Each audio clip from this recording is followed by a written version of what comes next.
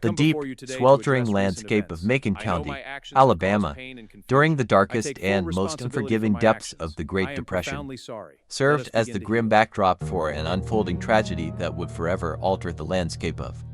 medical ethics in the United States and expose a hidden history of terrifying institutional betrayal. In the early 1930s, this rural southern pocket was a world entirely segregated by the iron fist of Jim Crow laws, where the grand promises of the Reconstruction era had long faded into the harsh, unyielding realities of economic bondage for the impoverished African-American sharecroppers who tilled the exhausted soil day after day. Survival was a relentless gamble against starvation, systemic racism, and the silent, spreading devastation of untreated diseases. These men, many of whom were the direct sons and grandsons of enslaved laborers, lived in a society where the concept of basic human rights was actively denied to them by the prevailing political and social hierarchy of the American South. Medical care was an unattainable luxury, a rare service reserved almost exclusively for the wealthy white elite, leaving the rural black population entirely vulnerable to a host of chronic and debilitating illnesses that ravaged their families. Among these physical afflictions,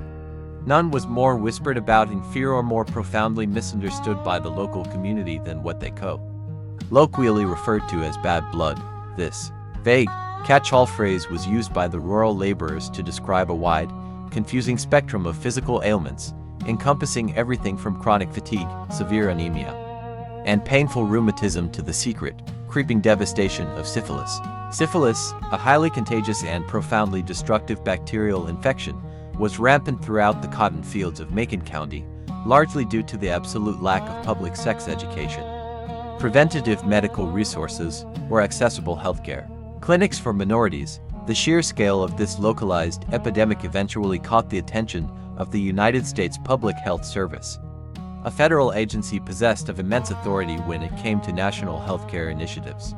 Yet, driven by the cold, calculated curiosity of pseudoscientific racial theories that dominated the mainstream medical establishment of the early 20th century, instead of arriving in Alabama with a noble mission of mercy and healing, government officials viewed this isolated, suffering population as a unique, unprecedented living laboratory. The arrival of sleek government vehicles on the dust-choked roads of Tuskegee did not herald the dawn of a benevolent healthcare program, but rather the hidden activation of a covert clinical operation whose dark files would remain fiercely shielded from the public eye for 40 long years. The elite architects of this project, known officially to history as the Tuskegee study of untreated syphilis in the Negro male, crafted an elaborate, malicious web of deception specifically designed to exploit the desperate poverty, widespread illiteracy, and profound trust of the local African-American sharecroppers. The government doctors, working in direct collusion with the prestigious Tuskegee Institute to secure the community's trust, approached these vulnerable men not with genuine offers of treatment, but with a calculated bait that seemed entirely too good to be true. During the catastrophic economic collapse of the 1930s, the unsuspecting participants were offered free comprehensive physical examinations, free transportation to and from the clinic in government vehicles, warm meals on long days of clinical testing, and what was perhaps the most alluring and emotional promise of all, a guaranteed $50 burial stipend to ensure they would receive a dignified resting place instead of being discarded into a nameless pauper's grave. For men who had spent their entire lives under the crushing, humiliating weight of systemic neglect, this sudden, unexpected gesture of government benevolence felt like a miraculous blessing from Washington, a rare moment where their lives and bodies seemed to matter to the powerful institutions of the Republic. The grim reality, however, was a shocking revelation of institutional cruelty that defied the very foundations of the ancient Hippocratic Oath. The hidden truth behind the professional smiles of the visiting physicians was that these over 600 men, nearly 400 of whom were already infected with late-stage syphilis, and another 200 who served as a healthy control group, were never meant to be cured, helped, or rehabilitated. They were intentionally, systematically misinformed, led to believe that the highly painful spinal taps, routine blood draws, and experimental non-therapeutic injections they received were actual treatments for their bad blood, when in fact they were merely diagnostic procedures meant to track the relentless, destructive progression of the disease through their nervous systems, cardiovascular structures, and internal organs. The doctors possessed absolutely no therapeutic intent whatsoever. Their singular, chilling objective was to observe with detached, scientific clinical precision how the deadly disease slowly ravaged the human body over decades, mapping out a horrifying trajectory of human suffering that was intended to end only when the patient lay dead upon the cold slab of an autopsy table. This was a dark realm of forbidden truth where American citizens were systematically stripped of their constitutional protections, their bodily autonomy, and their basic human dignity, reduced by the cold calculus of institutional racism to mere laboratory animals, as the men returned to their cotton fields, comforted by the false, comforting belief that the federal government was finally watching over their health and well-being. The trap was firmly shut, initiating a multi-generational experiment of unprecedented moral decay. The sheer longevity of this enterprise speaks to a deeply rooted culture of bureaucratic indifference, where the agonizing suffering of a marginalized population was deemed a perfectly acceptable price to pay for scientific data.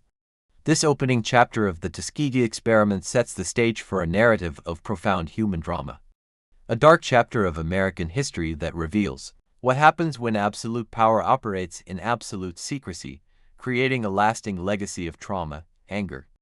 and profound medical skepticism that continues to echo through the African American community in the 21st century, serving as a permanent, painful reminder of the fragile nature of human rights when confronted by the cold, unchecked arrogance of institutional authority. To truly comprehend the architecture of deception that birthed the Tuskegee experiment, one must peel back the sterile layers of bureaucratic language and confront the deeply unsettling pseudoscientific racism that thoroughly contaminated the American medical establishment. During the early decades of the 20th century, this was an era dominated by the cold tenets of social Darwinism and eugenics, where mainstream scientific institutions actively propagated the dangerous myth that human races evolved at entirely different rates and possessed fundamentally distinct biological vulnerabilities. Within this highly distorted framework, white medical professionals viewed African Americans not as equal human beings deserving of compassionate care, but as an inherently inferior, biologically primitive population doomed to physical and moral decay.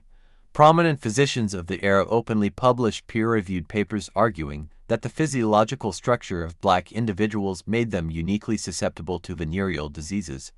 claiming without any empirical basis that their low neurological development shielded them from mental complications while predisposing them to catastrophic cardiovascular failures. This pervasive bias laid the intellectual groundwork for what would become a highly classified operation of unparalleled moral compromise. The U.S. Public Health Service, driven by an insatiable and detached scientific curiosity, sought to validate these racist theories by mapping the natural progression of untreated syphilis in a closed, isolated black population. They believed that by observing the disease run its full, lethal course without any medical intervention, they could unlock the unsolved mysteries of human pathology and demonstrate once and for all that syphilis ravaged the African American body in ways fundamentally different from the Caucasian body. This hidden history of scientific arrogance began to materialize in the late 1920s, a period when a private philanthropic organization known as the Julius Rosenwald Fund initially partnered with the government to launch a mass treatment initiative for rural black communities suffering from exceptionally high rates of syphilis. The original intent, at least on the surface, appeared benevolent, aiming to administer contemporary treatments such as arsphenamine and heavy metal therapies to alleviate the burden of disease. However, the catastrophic Wall Street crash of 1929 plunged the nation into absolute economic chaos, completely decimating the financial reserves of the Rosenwald Fund and forcing them to abruptly withdraw their monetary support from the nascent Alabama project. At this critical crossroads, rather than abandoning the enterprise or seeking alternative avenues to provide genuine health care to the suffering citizens of Macon County, the architects of the Public Health Service, spearheaded by the ambitious Dr. Talia Farrow Clark, made a chilling and fateful pivot. They decided to transform what was supposed to be a short-term humanitarian treatment program into a long-term, non-therapeutic observational study. The shocking facts of this transition reveal a calculated decision to withhold all forms of real medicine, shifting the entire objective from saving lives to meticulously documenting the slow, agonizing destruction of those lives, to execute this insidious plan without inciting widespread panic or legal resistance. The federal government required a trusted local partner to validate their presence in the deeply segregated South. In a tragic twist of human drama, they found their perfect enabler in the prestigious Tuskegee Institute, a historic African-American university founded by Booker T. Washington. The white leadership of the Public Health Service masterfully manipulated the institute's administration, particularly Dr. Eugene Dibble, the head of the John A. Andrew Memorial Hospital, by exploiting their desperate desire for federal recognition, academic prestige, and badly needed financial resources during the height of the Great Depression. The Tuskegee Institute, trapped within the brutal confines of the Jim Crow system, believed that cooperating with a powerful Washington agency would elevate their institutional standing and demonstrate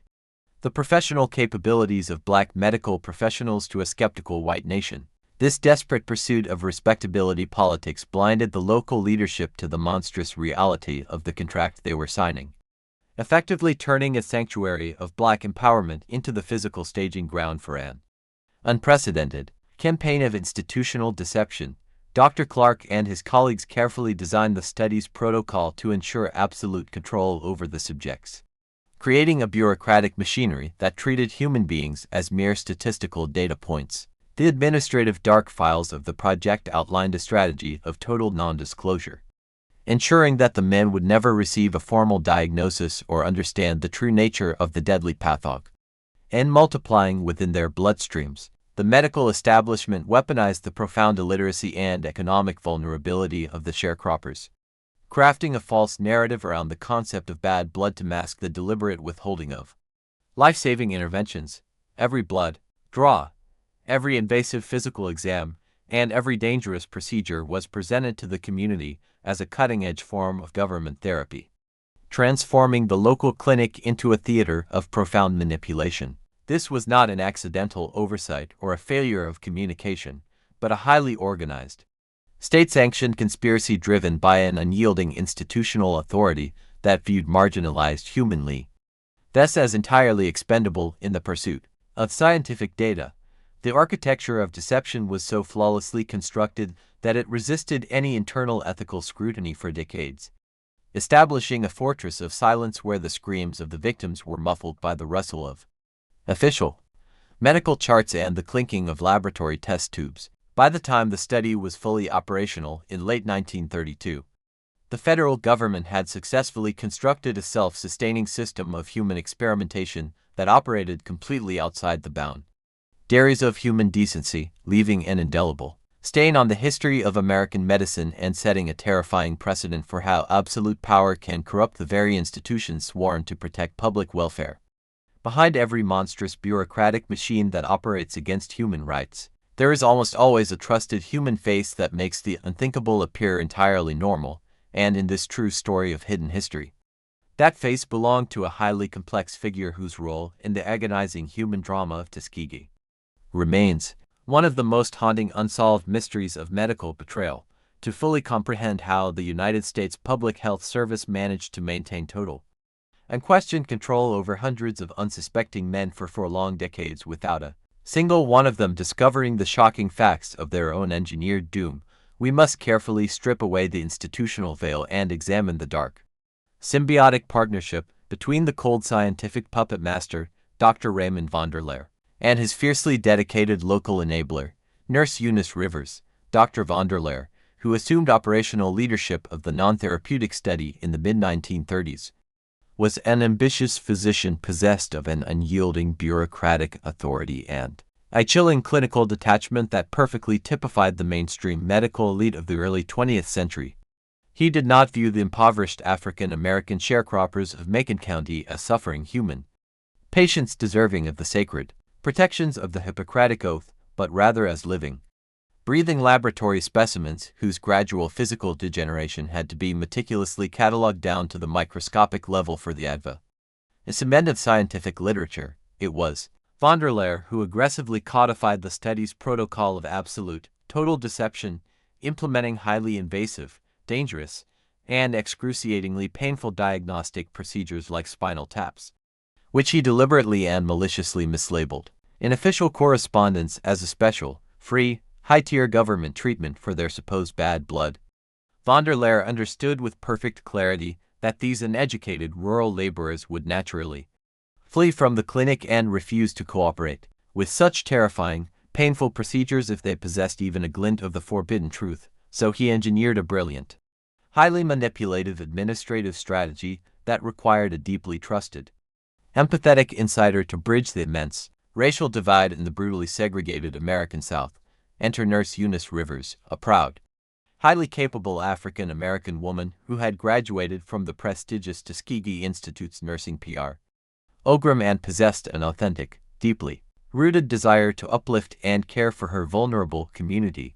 in an era when professional, dignified career opportunities for Black women were almost entirely non-existent under the oppressive, violent weight of Jim Crow laws. Nurse Rivers' official appointment by a powerful federal agency was widely viewed as a monumental achievement, a shining symbol of racial progress, and an undeniable beacon of hope for the destitute laborers of Alabama. The vulnerable sharecroppers did not trust the white government doctors who occasionally drifted into town from Washington with their pristine lab coats, expensive cars, and cold, patronizing glances. But they trusted Nurse Rivers completely and unconditionally, viewing her as an angelic, maternal savior who genuinely cared for their broken bodies, listened to their grievances, and brought a semblance of modern medicine to their isolated cabins. This profound trust became the emotional core of the tragedy, creating a narrative of human drama where the federal medical establishment weaponized a woman's genuine empathy and professional dedication to serve as the ultimate, indispensable enabler of the highly classified dark files operation. For 40 long years, Nurse Rivers became the absolute center of the entire Tuskegee experiment, the vital logistical anchor who kept the monstrous illusion alive day after day. She was the one who personally drove the sleek government station wagon into the furthest, mud-clogged corners of the rural county, collecting the elderly men directly from their cotton fields, chatting amiably about their families, and offering them the rare, warm comfort of human validation in a world that treated them as outcasts. To further solidify their compliance and shield the project from external scrutiny, she established what became known across the county as Miss Rivers Lodge, a brilliant psychological construct of containment masquerading as a benevolent social and medical hub. At this lodge, the participants were treated with a level of personal dignity, warmth, and respect they had never once experienced from white-dominated Southern society. Nurse Rivers provided them with hot, home-cooked meals, on long days of clinical testing, distributed basic vitamins and over-the-counter placebos that did absolutely nothing to combat the deadly bacteria in their systems, and constantly reinforced the comforting lie that these routine government examinations were actively preserving their health. When Dr. von der Leyen ordered the performance of the highly controversial spinal taps to check for advanced neurosyphilis, it was Nurse Rivers who handwrote urgent, ominous letters to the sharecroppers, deliberately framing the dangerous procedure as a last chance, golden opportunity for an extraordinary government therapy, explicitly warning them that if they missed this specific clinical appointment, they would be permanently expelled from the program and left to die without any medical assistance, terrified of losing the only source of health care and human kindness they had ever known. The men blindly submitted to the agonizing needles, tightly holding Nurse Rivers' hand for comfort while the white physicians extracted their vital spinal fluid for data mapping. This forgotten tale of institutional exploitation reveals a grim reality where a marginalized professional woman became so thoroughly institutionalized, so deeply consumed by the rigid hierarchy of her white male superiors, that she successfully blinded herself to the tank-AC nature of the experiment she was facilitating. Historians continue to intensely debate whether Nurse Rivers was a cold, calculating co-conspirator who consciously traded the lives of her people for professional security, or a tragic victim of systemic psychological capture who genuinely believed that providing basic comfort and a guaranteed $50 burial stipend within a brutally racist framework was the maximum amount of good she could achieve for a forgotten population. What remains entirely undeniable is that her maternal presence effectively neutralized any potential suspicion, resistance, or institutional critique from the local community. She became the absolute gatekeeper of a monumental deception, actively tracking the men as they migrated across state lines, aggressively preventing them from seeking independent medical advice from outside doctors, and ensuring that when they finally succumbed to the horrific, predictable ravages of late-stage syphilis, their grieving families immediately consented to an invasive autopsy in exchange for the promised funeral money,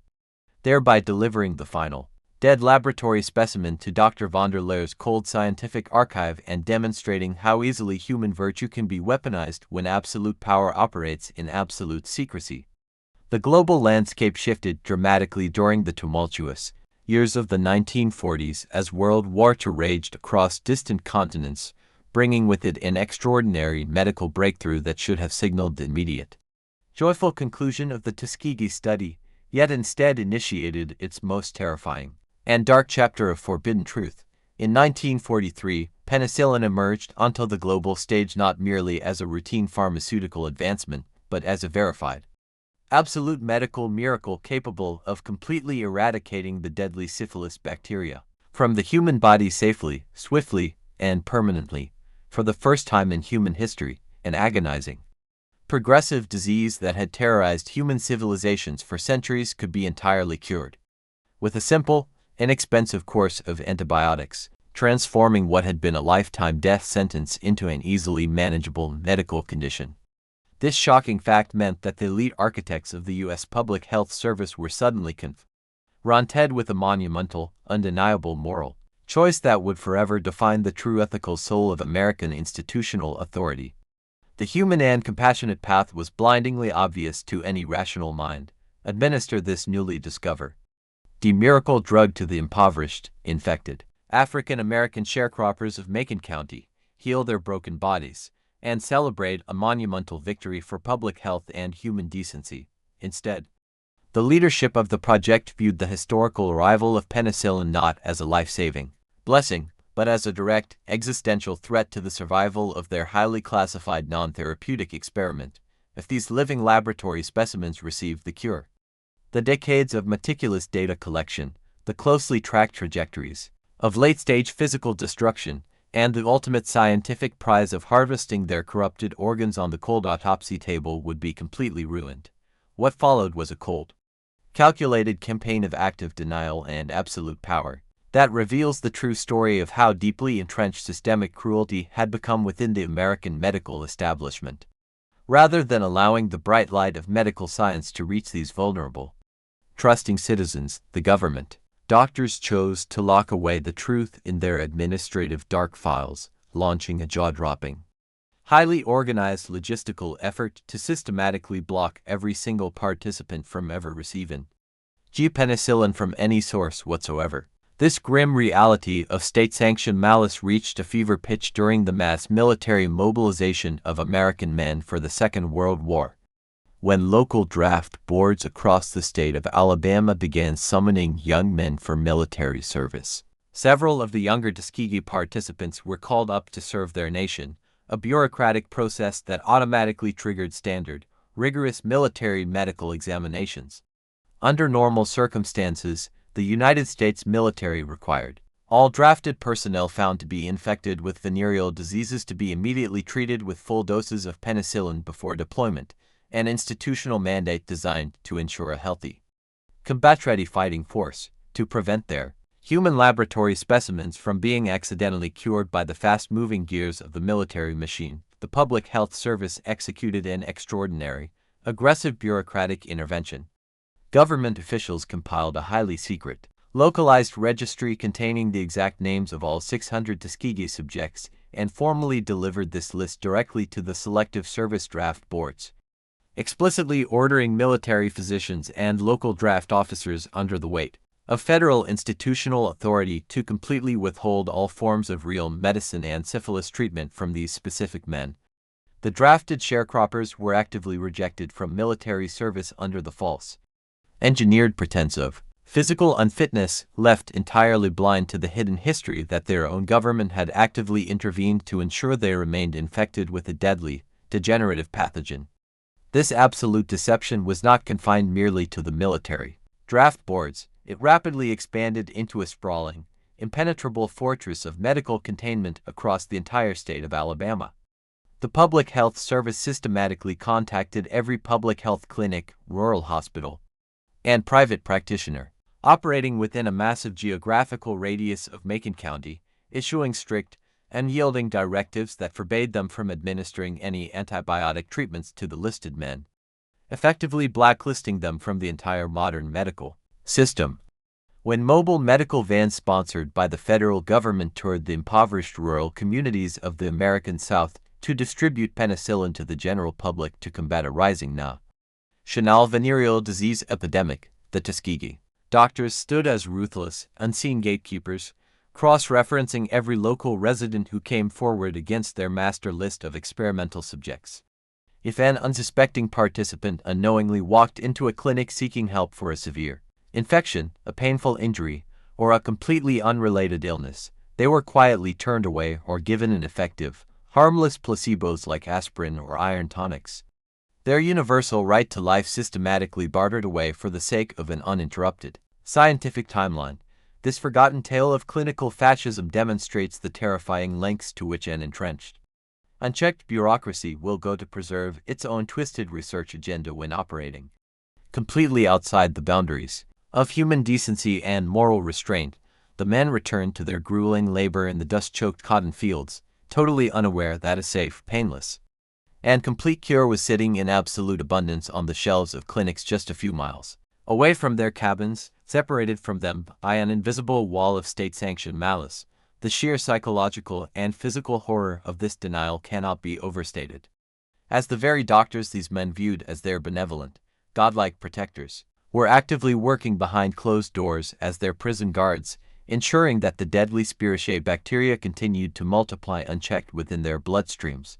slowly tunneling through their arterial walls, eroding their central nervous systems, and preparing them for an agonizing, completely preventable demise. This was a dark realm of pure human drama where the grand ideals of American democracy, scientific progress, and wartime heroism were utterly betrayed by a cold calculus of racial hierarchy and professional ambition. The active, deliberate intervention to block penicillin represents a fatal mistake in the moral history of the nation. A definitive proof that the Tuskegee experiment was never an innocent, passive, observational study that simply outlived its era, but rather an active, continuous act of physical violence perpetrated by the state against its most vulnerable, trusting citizens.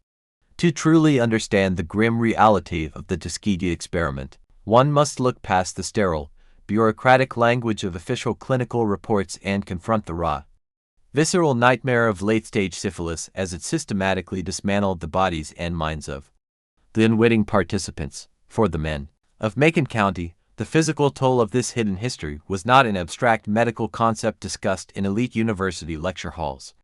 but an everyday horror that transformed their golden years into an agonizing descent into total chaos and physical ruin. The microscopic culprit behind this multi-generational destruction was Treponema pallidum a highly aggressive, corkscrew-shaped bacterium that acts as a silent, ruthless invader within the human bloodstream. In the primary and secondary stages of infection, the disease often masks its true, lethal nature, presenting temporary sores and transient skin rashes that eventually fade away on their own, giving the infected individual a false, comforting illusion of complete recovery. This deceptive biological intermission is precisely what allowed the Public Health Service doctors to maintain their grand deception for decades, as the sharecroppers genuinely believed their bad blood had been cured by the superficial tonics, basic vitamins, and non-therapeutic rubs distributed so generously at Miss River's Lodge. However, beneath this artificial surface of health, a terrifying biological time bomb was ticking away inside their bodies, as the bacteria quietly breached the body's deepest anatomical defenses, embedding themselves deeply into vital organs, major arterial walls, and the delicate, irreplaceable tissues of the central nervous system. As the years bled into decades, this latent phase inevitably ruptured into the catastrophic theater of tertiary syphilis, unleashing a wave of physical devastation that could have been completely prevented by a single, inexpensive course of penicillin antibiotics. The cardiovascular system was often the first major internal infrastructure to utterly collapse under this relentless bacterial assault. The spirochetes systematically targeted the vasa vasorum, the microscopic blood vessels that supply life-sustaining oxygen and nutrients to the aorta, which is the body's primary highway of blood transport. As these tiny vessels were slowly destroyed by chronic, unchecked inflammation, the muscular walls of the aorta lost their elasticity, structurally weakening and bulging outward under the immense and yielding pressure of the beating heart to form massive, volatile aneurysms. For an ordinary American worker tilling the heavy cotton fields under the scorching Alabama sun, this cardiovascular erosion manifested as a constant, crushing weight in the center of the chest, a terrifying sensation of an internal explosion waiting to happen at any moment. The rhythmic thumping of their own hearts became a relentless, terrifying echo of their impending doom as the stretched arterial walls threatened to catastrophically rupture. A fatal mistake of medical neglect engineered entirely by the systemic cruelty of their own government. When these aneurysms finally burst inside the chest cavity, death was instantaneous, violent, and terrifying, yet to the observing physicians, it was merely another successful data point to be checked off in their highly secret dark files. For many other participants, the bacterial trajectory took an even more tortuous and cruel route, successfully invading the blood-brain barrier to initiate the living, breathing nightmare known to modern medicine as neurosyphilis. This neurological invasion began by aggressively dismantling the posterior columns of the spinal cord, a progressive and excruciating degeneration called tabes dorsalis. The affected sharecroppers began experiencing sudden, agonizing bursts of lightning pains that shot through their legs and lower abdomen like high-voltage electricity, leaving them screaming helplessly in the dark of their isolated, unheated wooden cabins. Slowly, their neurological ability to perceive their own body's position in space withered away entirely. Their gaits became uncoordinated and heavily staggered, forcing them to slap their feet flatly and loudly against the earth just to maintain a fragile, shaking balance, a distinct physical deformity that made them the target of cruel whispers and social isolation in the local rural towns. Then came the creeping, claustrophobic darkness of permanent, irreversible blindness. The syphilis bacteria systematically eroded and strangled the optic nerves, slowly constricting the men's field of vision until their entire physical world was reduced to a narrow, fading tunnel. Before extinguishing their sight altogether, men, who had spent their entire lives navigating the vast, sunlit fields of the American South, were suddenly cast into an absolute, terrifying midnight, unable to see the faces of their dedicated wives, the rapid growth of their grandchildren, or the very hands they had used to build their family homes from scratch. Yet, the absolute peak of this everyday horror was the systematic destruction of the cerebral cortex, the very seat of human personality, memory, emotion, and intellect. As the voracious bacteria devoured the frontal lobes of the brain, the proud, hard-working family men of Tuskegee began to lose their grip on reality entirely, slipping into a terrifying abyss of profound dementia, sudden intense paranoia, and violent, unpredictable psychosis. The shocking facts of this psychological collapse were heartbreaking for the local community to witness, as beloved grandfathers and community elders were transformed into hollow, unrecognizable shells of their former selves, prone to unprovoked fits of weeping, wandering aimlessly into the dense southern woods, and screaming at invisible phantoms in the middle of the night. They became completely dependent on their already impoverished, struggling families for basic survival and hygiene, their hard-earned human dignity utterly erased by a deadly disease that was actively eating away at their gray matter while the world looked away. Throughout this entire agonizing process, the Public Health Service doctors exercised their absolute power and authority with a level of clinical detachment that borders on the monstrous. Armed with their sterile clipboards, silver diagnostic tools, and professional cameras, these elite medical professionals stood calmly by the bedsides of these suffering American citizens, not to offer a drop of pain relief, a word of comfort, or a single dose of life-saving medicine, but to meticulously catalog the exact rate of their physical decline. They noted the precise day a participant lost his knee-jerk reflex, carefully measured the shrinking diameter of his non-reactive pupils, and calmly documented the progression of his mental madness. Treating these profound human tragedies as nothing more than valuable scientific milestones for future publication. This was a dark realm of forbidden truth where scientific curiosity completely decoupled from human empathy, creating an environment where the systematic torture of human beings was fully normalized under the guise of academic progress. The preventable deaths accumulated year after year, leaving a trail of broken families and shattered lives across Macon County. While the architects of the study eagerly awaited the final phase of their protocol, the collection of the dead man's tissues on the cold autopsy table, demonstrating a terrifying level of moral decay that remains an unhealed scar on the conscience of the American nation. The tragic dimension of the Tuskegee experiment extends far, far beyond the physical boundaries of the 600 individual men who were originally targeted by the United States Public Health Service, spiraling outward over the decades into a horrifying, interconnected network of collateral damage that contaminated entire innocent families and left an unhealed scar across generations of vulnerable citizens. In any rational, ethical medical study involving a highly contagious and devastatingly destructive sexually transmitted pathogen like the Treponema pallidum the absolute, immediate priority of public health officials is containment, aggressive contact tracing, and the rapid administration of curative therapies to prevent the uncontrollable spread of the infection into the wider domestic community. Yet, within the highly classified dark files of this state-sanctioned operation, the elite architects of the project chose to execute a strategy of total, calculated non-intervention, knowing with absolute mathematical certainty that by leaving these husbands and fathers entirely untreated and completely oblivious to their formal diagnoses, they were effectively weaponizing them as unwitting biological vectors against their own unsuspecting wives and unborn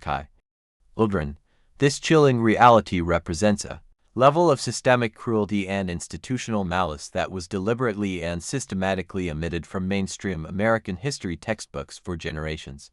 shielding the public from a forbidden truth that threatens to utterly shatter the idealized narrative of mid-century Western medical progress and scientific enlightenment. As the infected sharecroppers returned from their routine examinations at Miss River's Lodge to their humble family homes scattered across the rural landscape of Alabama, carrying nothing but worthless over-the-counter placebos, superficial rubs, and the false, comforting belief that the federal government was actively preserving their health, they unknowingly transformed their marital beds into zones of profound physiological danger. The unsuspecting wives, who loved their husbands deeply, worked tirelessly alongside them in the dust-choked cotton fields, and shared in the daily, grueling struggles of rural survival under the oppressive weight of the Southern Jim Crow system, had absolutely no way of knowing that a deadly, degenerative bacterium was being actively transmitted to them through the sacred, private intimacy of marriage. For these innocent women, the true story of their own creeping infection was cloaked in absolute darkness, as they eventually began experiencing unexplained, chronic fatigue, mysterious skin lesions, and debilitating joint pains, which they naturally and tragically misattributed to the crushing physical toll of lifetime poverty and unrelenting agricultural labor. Remaining entirely blind to the shocking facts of the state-sponsored conspiracy that had silently sealed their biological fates, the administrative and clinical records of the Public Health Service reveal a shocking revelation of moral bankruptcy, proving that the tracking physicians calmly observed, tracked, and documented the spread of syphilis from the primary male subjects to their female partners over the years, noting the emerging infections with the exact same detached, scientific coldness they applied to their primary laboratory specimens, completely refusing to offer a single dose of life-saving penicillin even as they watched these devoted wives being dragged into the exact same trajectory of physical, cardiovascular, and neurological ruin. But the absolute peak of this harrowing human drama, the most heartbreaking and tank manifestation of this institutional betrayal, was the devastating, horrifying emergence of congenital syphilis among the innocent children born into these afflicted, unsuspecting households. When an infected mother becomes pregnant, the aggressive, corkscrew-shaped spiraceae bacteria can easily breach the fragile placental barrier, invading the delicate, rapidly developing tissues of the unborn fetus with catastrophic biological consequences that represent a definitive, unforgivable fatal mistake in the history of American humanitarianism. and public welfare. For many of these struggling families, this biological assault resulted in spontaneous, painful miscarriages or the agonizing, silent trauma of stillbirths, where young mothers who had spent 9 months preparing for a new life in the midst of severe economic depression were forced to hold cold, lifeless infants in their trembling arms. Their tragic, preventable deaths recorded in official government data sheets as mere statistical variances in a long-term observational timeline. For the children who somehow managed to survive the womb and enter the world alive, their fragile bodies were immediately and permanently burdened with the horrific, indelible marks of a hereditary curse they did absolutely nothing to deserve. Congenital syphilis aggressively attacked their forming skeletons during their most critical stages of growth, leading to chronic, excruciating bone inflammation and distinct structural deformities like sabrishins, where the tibia bone bulges forward in a sharp, permanent curve, or saddle nose, where the bridge of the nose completely collapses inward under the relentless weight of bacterial erosion. The bacteria targeted their facial developments and dental structures with cruel precision, resulting in Hutchinson's teeth, a distinct physical deformity where the child's permanent incisors emerge peg-shaped, widely spaced, and deeply notched, a cruel, highly visible marker of their inherited infection that would expose them to a lifetime of public stigma, intense shame, and deep social isolation in their rural communities. Worse still, the disease systematically eroded their sensory neurological systems, casting young, innocent children into an absolute, terrifying world of permanent and correctable blindness and progressive nerve deafness before they even had the foundational chance to learn how to read, write, or play, utterly stealing their futures and their human potential before their lives had truly begun. Throughout this multi-generational nightmare of total chaos and everyday horror, the Public Health Service, backed by its absolute power and unchecked bureaucratic authority, maintained an impenetrable fortress of silence that actively prevented these suffering mothers and children from ever accessing real medicine or independent diagnoses from outside medical sources. Nurse Eunice Rivers, operating as the vital, trusted maternal enabler of this massive deception, continued to visit these broken homes regularly, distributing superficial remedies, sweet candies for the deformed children, and smooth, soothing words of comfort that effectively neutralized any growing suspicion, anger, or panic within the community, ensuring that the families remained entirely compliant and completely trapped within the rigid parameters of a highly classified medical experiment that treated American citizens as mere laboratory rats. The sheer, unvarnished scale of this generational collateral damage is a terrifying proof of what happens when scientific curiosity completely decouples from human empathy, transforming a federal healthcare agency into an instrument of systematic biological warfare against its own people. Historians working with unsealed records have later established that at least 40 wives were directly infected through this deliberate withholding of treatment, and at least 19 children were born with the agonizing, lifelong afflictions of congenital syphilis, numbers that represent a staggering, unforgettable indictment of the American medical establishment's moral decay. These innocent victims were never recognized, never helped, and never warned by the powerful Washington institutions that had sworn a sacred oath to protect the health of all people, demonstrating a dark realm of forbidden truth that continues to fuel a profound, completely justified medical skepticism among marginalized populations today, serving as an enduring, painful warning of the absolute necessity of human rights, informed consent, and rigid moral boundaries in the face of unchecked scientific arrogance. The sweeping cultural and political storm of the mid-1960s completely transformed the social fabric of the United States. As the courageous strides of the civil rights movement, the passage of the landmark Civil Rights Act of 1964, and the explosive public protests against the Vietnam War forced the American Republic to confront its deeply rooted systemic inequalities and question the unchecked moral authority of its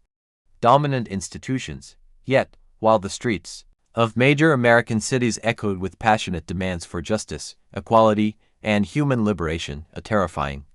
highly classified dark files operation continued to function with absolute clockwork precision in the quiet, isolated rural hospitals of Alabama, entirely untouched by the progressive spirit of the era. The elite architects of the United States Public Health Service remained safely entrenched behind their heavy bureaucratic fortress, calmly managing the slow, agonizing destruction of hundreds of African-American sharecroppers with an unyielding institutional arrogance that viewed these human lives as mere expendable data points in a multi-generational scientific experiment. This impenetrable wall of state-sanctioned silence and moral decay seemed entirely absolute until December of 1965, when a low-level 20-7-year-old venereal disease interviewer and epidemiologist named Peter Buxtun was hired by the Public Health Service in San Francisco, an unexpected event that would set in motion a profound, lonely human drama of whistleblowing, moral courage, and systemic betrayal. Buxtun was far from the typical institutional bureaucrat, born in Prague. His family had narrowly fled the brutal horrors of European totalitarianism during his early childhood, an intense personal background that had instilled within his psychological core a deep, unyielding reverence for individual human rights and a profound,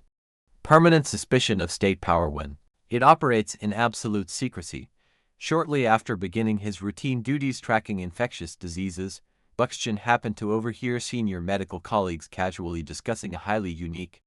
long-term government initiative in Alabama where hundreds of black men with advanced syphilis were being deliberately left and treated so that white scientists could comfortably observe the natural, fatal progression of the disease. Utterly stunned by what sounded like an impossible rumor of state-sponsored torture, Buxtun began aggressively digging through public medical journals and internal, restricted archives, eventually uncovering the forbidden truth and exposing a hidden history that thoroughly shattered his belief in the moral integrity of American medicine. He read through dozens of published scientific reports spanning 3 decades, discovering to his absolute horror that the government had actively blocked these trusting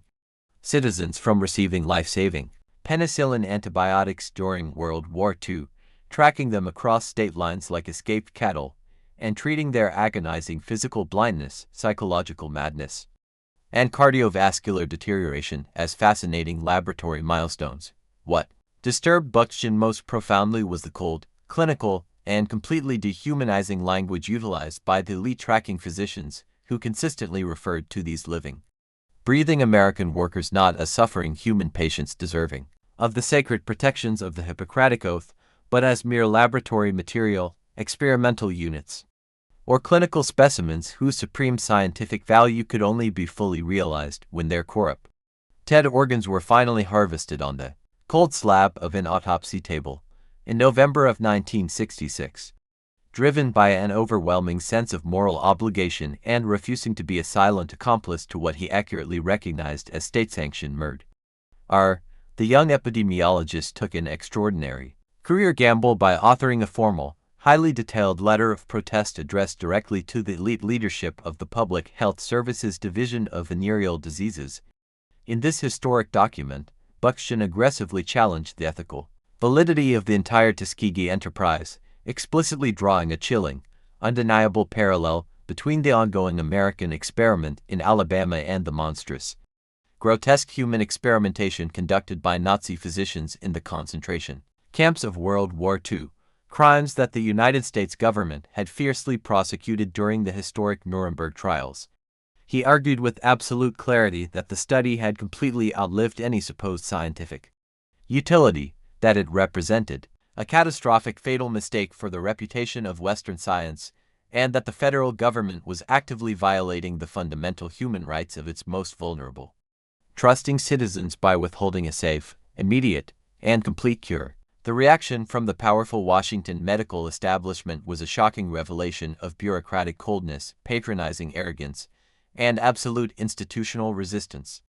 Instead of immediately halting the experiment or launching an internal, ethical investigation, Buxtun's elite superiors summoned the young interviewer to a high-level, highly intimidating administrative meeting in Atlanta, where senior public health officials fiercely reprimanded him for his insubordination, mocked his youth and lack of medical credentials, and firmly commanded him to mind his own low-level administrative business. The bureaucratic masters calmly defended the study's clinical purity, arguing with a level of chilling detachment that the participants were uneducated, impoverished rural Negroes who would never have sought out real medical care anyway, and asserting that it was their supreme scientific duty to Western civilization to see the experiment through to its natural lethal conclusions so that the final autopsy data could be successfully secured for the advancement of global pathology. Refusing to be silenced or psychologically captured by the rigid institutional hierarchy, Buxtun launched a multi-year, intensely lonely internal crusade, authoring a second, even more aggressive and legally sharp memorandum of protest in February of 1968, warning the government that the burgeoning civil rights consciousness of Black Americans would inevitably lead to an explosive, catastrophic public scandal if the shocking facts of this racialized experiment were ever exposed to the mainstream media. This second warning finally forced the Public Health Service to convene a special blue ribbon panel of prominent medical professionals in 1969 to formally review the ethical status of the Tuskegee stew. However, this review panel was a complete charade of bureaucratic self-protection, as the hand-picked doctors, thoroughly institutionalized and driven by an unyielding professional solidarity, voted overwhelmingly to continue the experiment without administering a single dose of penicillin, actively choosing to prioritize the abstract collection of scientific data over the preservation of innocent human lives. It was at this devastating moment that Peter Buxtun realized with absolute, terrifying certainty that the internal channels of the federal government were completely broken, corrupt, and utterly incapable of moral self-correction, leaving him with a harrowing choice between professional compliance and a dangerous, forbidden truth. Recognizing that the powerful medical machine would happily let the remaining survivors die in absolute obscurity, Buxtun made the fateful, courageous decision to look outside the broken system, quietly preparing to unleash a wave of total chaos that would permanently shatter the fortress of silence and expose the dark heart of the Tuskegee experiment to the entire world. In the hot, paranoid summer of 1972, as the nation was already reeling from the early tremors of the Watergate scandal and a profound, systemic disillusionment with federal power, the impenetrable fortress of silence that had protected the Tuskegee experiment for 40 long years was about to face a catastrophic media explosion that would unleash total chaos across the political and medical landscape of the United States. Peter Buxtun, having realized that the internal administrative machinery of the Public Health Service was completely broken and morally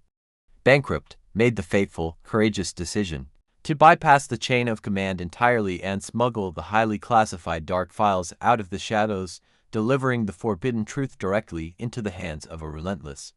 brilliant investigative journalist named Gene Heller working for the Associated Press. Heller was a fierce, sharp-witted reporter who possessed an unyielding dedication to uncovering hidden history and exposing the dark realities that the federal government actively sought to conceal from the mainstream American public. When she first received the thick stack of unsealed medical documents, internal memos, and bureaucratic correspondence from Buxtun, she found herself staring at an unfolding true story of institutional malice so profoundly grotesque that it initially defied rational belief. As she meticulously combed through 4 decades of peer-reviewed reports, she uncovered the shocking facts of a state-sanctioned conspiracy where over 600 impoverished African-American sharecroppers had been treated as mere laboratory rats, systematically denied life-saving penicillin antibiotics, and left to slide into the agonizing, predictable abyss of physical blindness, neurological madness, and sudden cardiovascular collapse. Heller recognized that this was not a simple case of medical negligence or an innocent study that had accidentally outlived its era, but an active,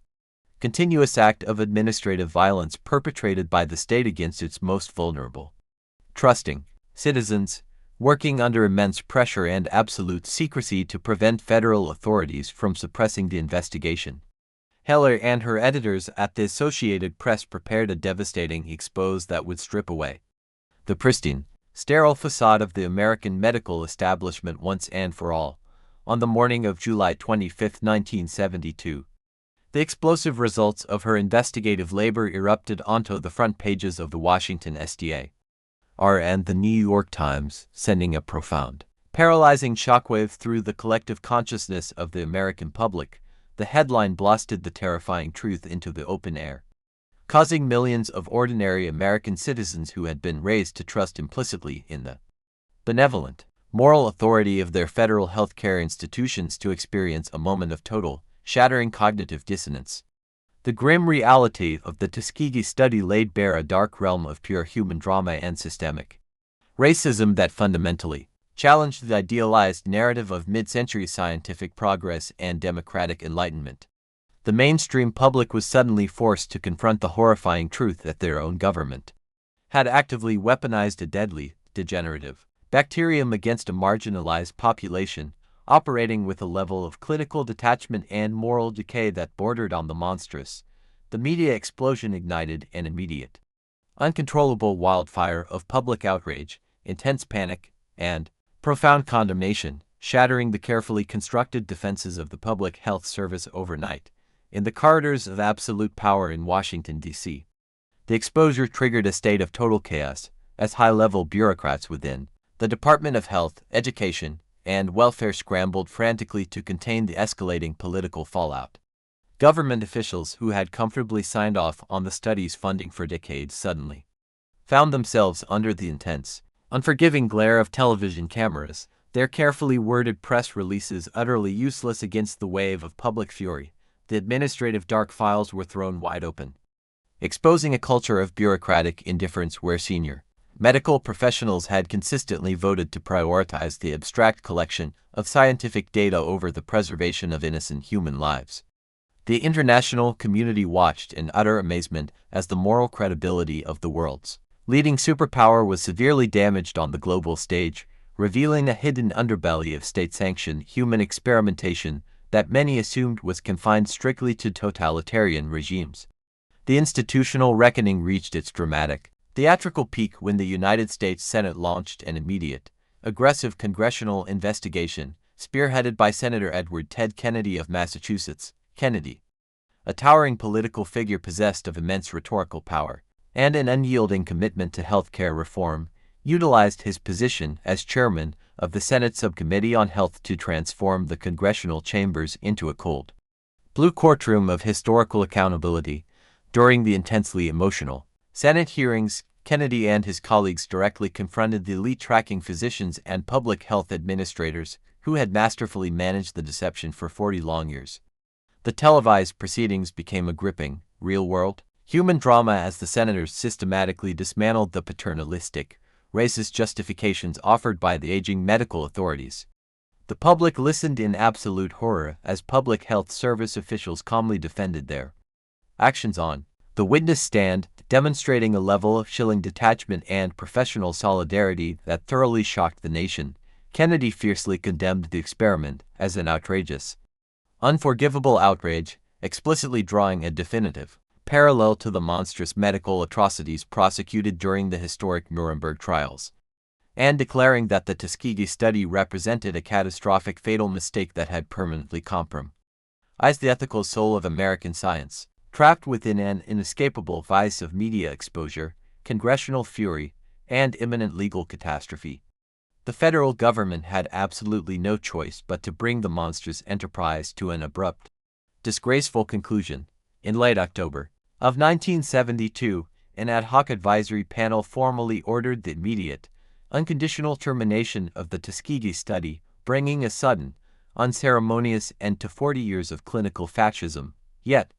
the cancellation of the project did not bring immediate healing or peace to the broken survivors of Macon County. Instead, it marked the beginning of a long, agonizing process of counting the devastating human cost and confronting the deep, generational trauma that could never be erased by a bureaucratic decree. The walls of the fortress of silence had finally collapsed, but the debris left behind was a landscape of profound betrayal, shattered trust, and an enduring legacy of medical skepticism that would echo through the African American community for decades to come, serving as a permanent, painful warning of the absolute necessity of informed consent, human rights, and rigid moral boundaries in the face of unchecked institutional authority. The immediate formal termination of the Tuskegee syphilis experiment in late 1972 did not instantly bring peace, justice, or healing to the shattered lives of Macon County, but rather ignited a ferocious, high-stakes legal battle and a multi-decades-long journey toward an elusive moral reckoning that would expose the ultimate limits of American judicial and executive authority when confronting a true story of state-sanctioned medical terror. As the public fury from the media explosion continued to cause total chaos across the political landscape, The surviving participants and their grieving families found themselves entirely cast adrift by the federal bureaucracy, burdened with advanced physical blindness, profound neurological decay, and deep psychological trauma, yet possessing no formal avenue for financial compensation or medical rehabilitation. It was at this critical juncture of human drama that a legendary, uncompromising African-American civil rights attorney named Fred Gray stepped into the legal arena to challenge the absolute power of the United States government. Gray, a towering legal mastermind who had previously represented iconic figures like Rosa Parks and Dr. Martin Luther King Jr. during the historic Montgomery bus boycott, recognized that the Tuskegee study was not an isolated medical error, but a systemic manifestation of institutional malice and racial subjugation that violated the core tenets of the United States Constitution. In 1973, armed with a profound sense of moral outrage, Gray filed a historic,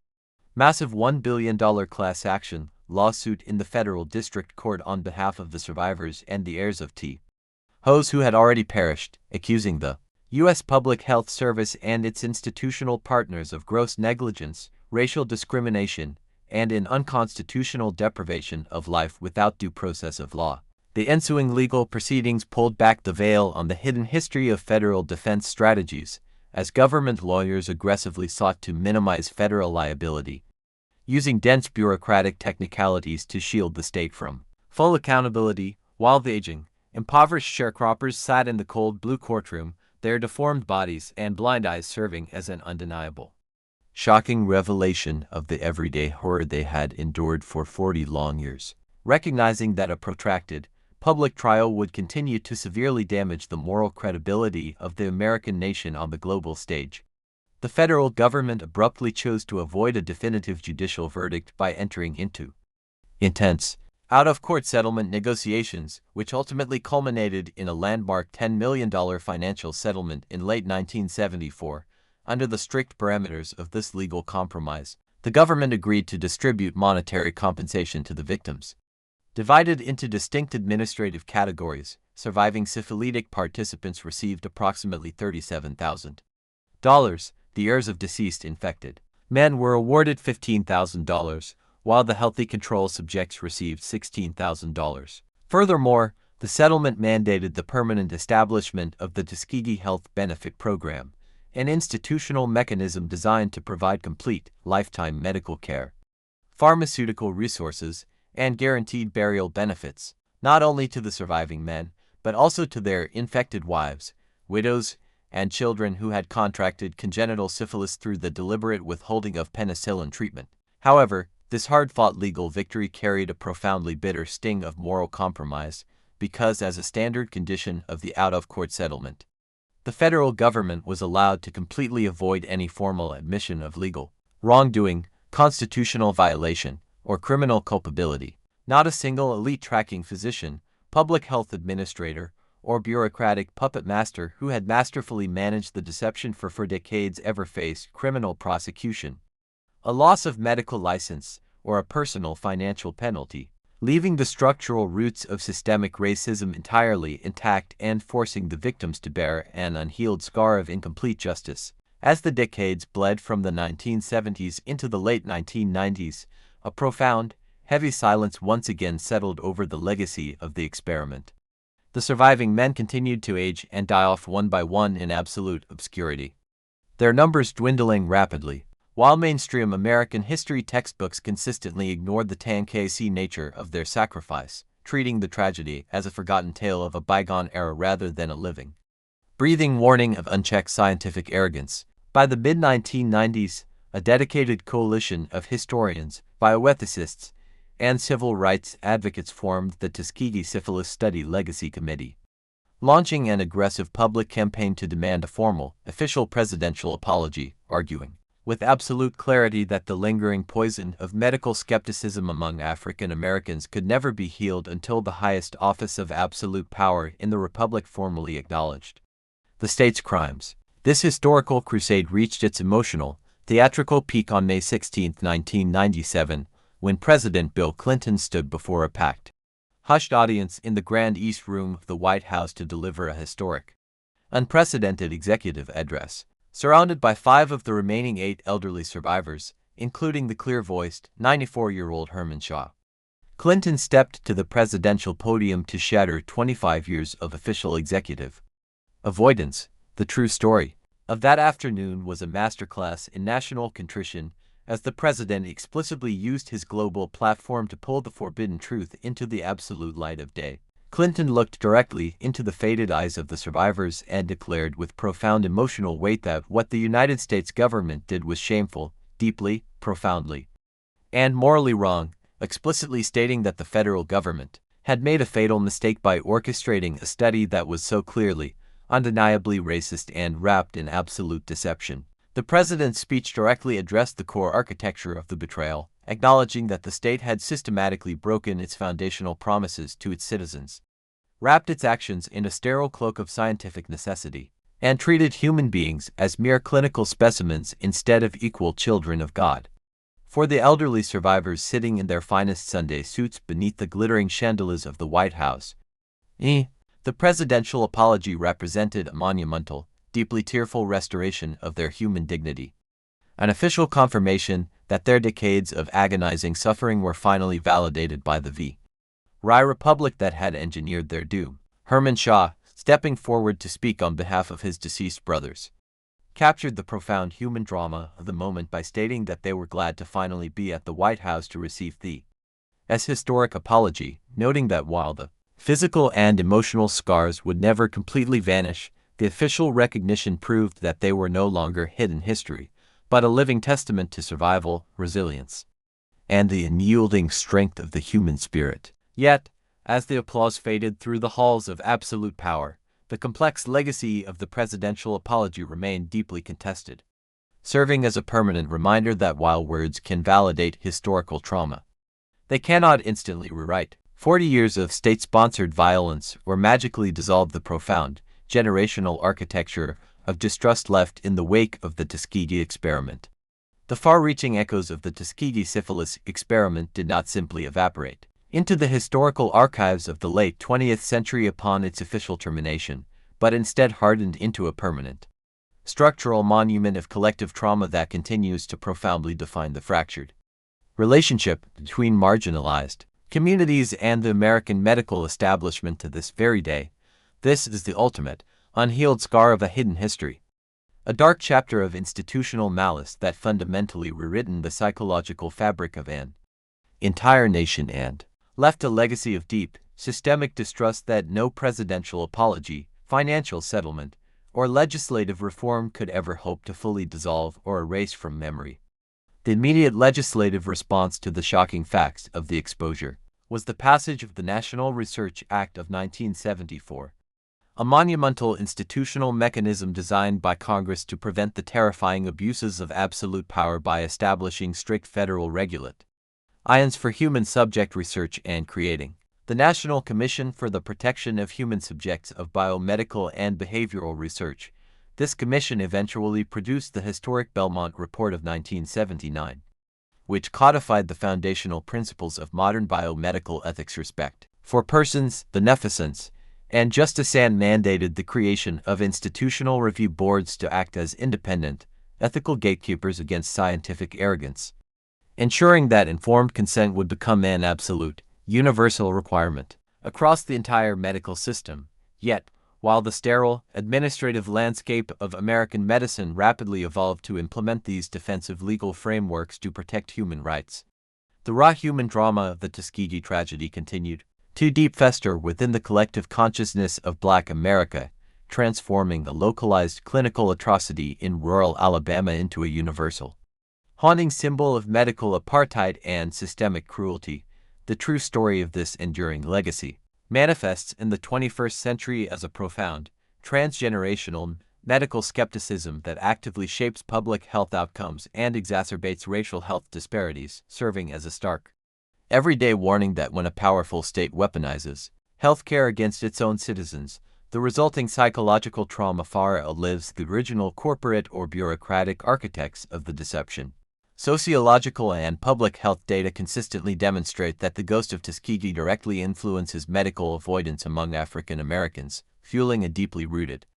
highly rational belief that contemporary clinical trials, public health mandates, and government-sponsored medical campaigns are merely modern, sophisticated extensions of the historical dark files operations that targeted their ancestors. This deep-seated systemic distrust became a harrowing, visible reality during the catastrophic global health crises of the early 2020s, most notably during the COVID-19 pandemic,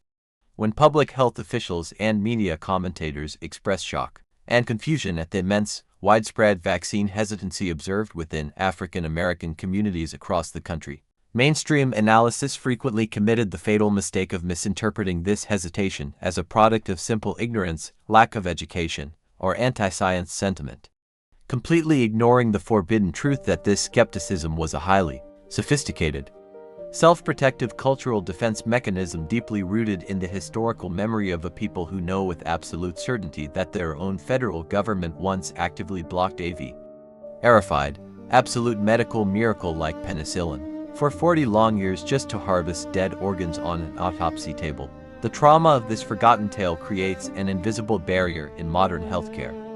manifesting as a fundamental reluctance among minorities to participate in cutting-edge clinical trials for life-saving therapeutics, which ironically results in a severe underrepresentation of minority genetic data in modern pharmaceutical research, further compounding the systemic inequalities of the medical system. It directly impacts lower rates of organ donation, reduced utilization of preventative mental health services, and a generalized aversion to seeking early medical interventions in white-dominated hospital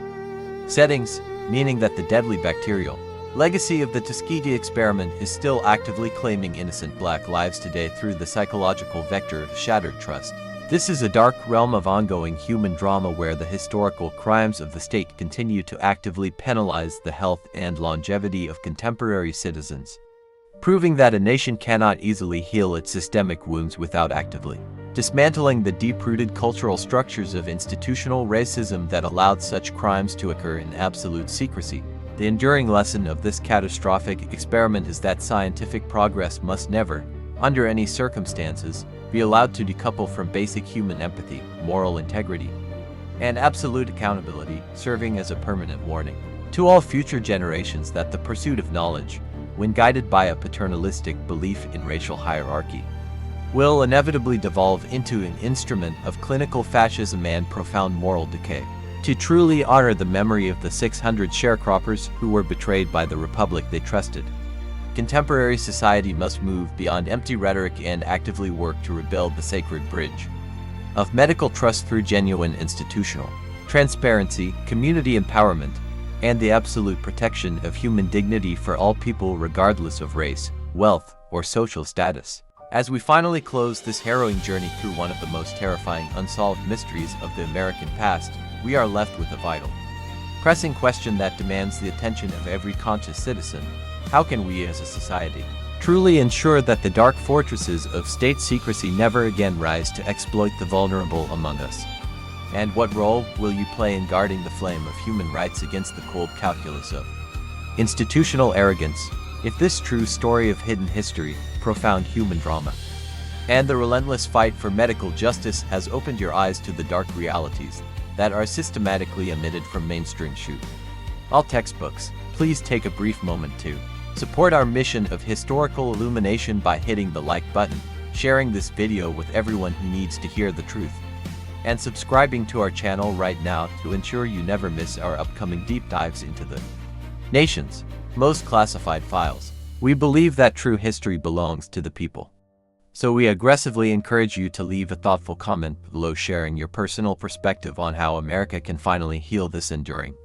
generational scar, as your active engagement and voice are the vital life forces that allow us to keep dragging these forgotten tales out of the dark shadows and into the absolute light of day.